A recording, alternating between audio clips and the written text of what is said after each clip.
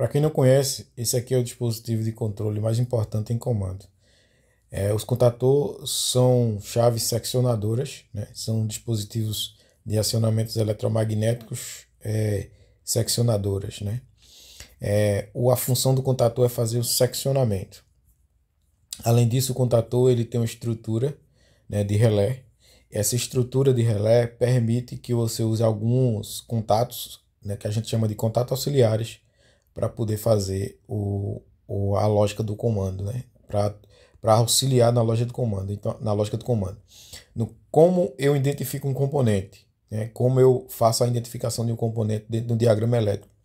É possível você fazer a identificação de um componente a partir do conhecimento físico da sua estrutura? Não. Né? O ideal é que você conheça as simbologias. Né? Vou desenhar aqui de forma bem arcaica, né? A simbologia da bobina de um contator, né? Geralmente desenhado dessa forma. Números representativos alfanumérico A1 e A2. O que quer dizer isso aqui? A1 e A2 representa o ponto de alimentação do contator. No caso, eu posso identificar imediatamente aqui, ó, o A1, né?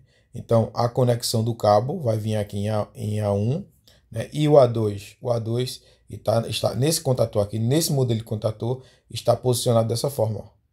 Aqui é o A2. Então, para energizar esse componente aqui e gerar o efeito de acionamento dele, no caso ele vai movimentar uma estrutura eletromagnética e vai fechar os contatos, né? Então aqui eu tenho a alimentação do contator que é representado por A1, certo? Então o conhecimento sobre comandos elétricos começa a partir desta interpretação. Você tem que aprender a associar o que está na parte física do componente e o que está escrito, né? Aqui, por exemplo, eu desenhei a simbologia e também dei condições para você interpretar eletricamente como é que seria a energização do contator e como seria representada no diagrama elétrico, certo? Todos os dispositivos no diagrama, por exemplo, aqui é um contator. Esse contator representado no diagrama elétrico, eu teria que dar um nome para ele para poder ser identificado no diagrama. No caso aqui, esse contator eu poderia chamar ele, por exemplo, de C1, né? E fisicamente em campo, ele deveria ter uma etiqueta aqui informando que ele é o contator C1. Então eu vou associar o desenho o tag do contator fisicamente dentro do painel e vou saber que essa bobina aqui corresponde, justamente essa bobina aqui corresponde a esse dispositivo dentro do painel.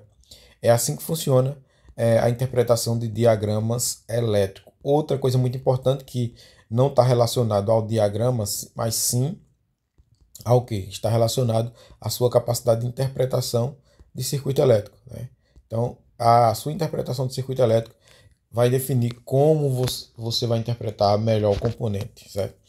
Então, para você aprender comandos elétricos, existem 3 passos. Primeiro, você ter conhecimento sobre análise de circuito elétrico, né, que é um conhecimento que você traz de outras áreas de estudo, como máquinas elétricas, eletricidade básica e outras áreas do estudo da eletrotécnica.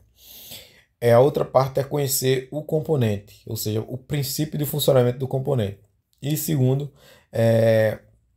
saber fazer a leitura do diagrama elétrico. A partir de que? Interpretação das simbologias, entendimento de como se dá a organização das simbologias dentro do diagrama.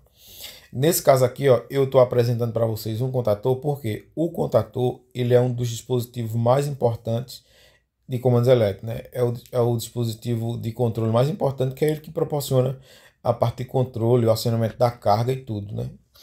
Então aqui eu tenho um contator, né? Aqui ele está dividido, esse contator aqui ele é alimentado em CC, né? Corrente contínua, tensão alterna contínua, né? É um contator de tensão contínua. Eu sei por quê, porque aqui ele está representado o sinal de mais e menos, né? Que ele quer dizer o seguinte, que a alimentação desse contator é em tensão contínua, né? 24 volts. A outra parte do contator que eu devo identificar aqui os seus contatos auxiliares, está aqui, ó, representado com 13, 14 aqui embaixo e o 21, né? E o 22 aqui embaixo, né? Contatos NA, que é normal aberto, ou seja, esse contato aqui, o contator na condição de repouso, né? Ele fica o quê? Aberto, né? Que seria essa simbologia aqui, ó, né? Contato normal aberto. E aqui seria o contato normal fechado, que é essa simbologia aqui. Então aqui eu tenho dois contatos auxiliares, um normal aberto e um normal fechado. Quando eu energizar a bobina desse contator, o que é que vai acontecer? Eletricamente esse contator energizado, esse contato aqui fecha e naturalmente esse contato NF-NA vai abrir. No caso, o NF vai abrir, ele fica fechado agora na condição de repouso, né? Se eu energizar, ele vai abrir. E quando eu energizo o contator,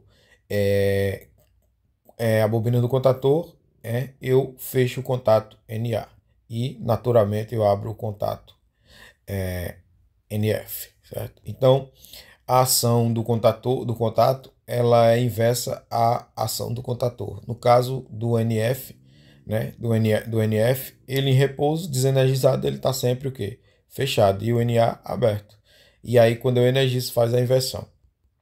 Os contatores, quando eles são de potência e têm contato auxiliares, eles são divididos em duas partes. Aqui eu tenho a parte do contator, a parte de potência, e aqui embaixo também a parte de potência, né, representado pela os números alfanuméricos que representam o que? Linha 1, linha 2 e linha 3. No caso desse contator aqui, é um contator tripolar, né? Certo? É um contator tripolar. Eu posso ligar aqui 3 fases nesse contator, então um contator para rede trifásica, para carga trifásica.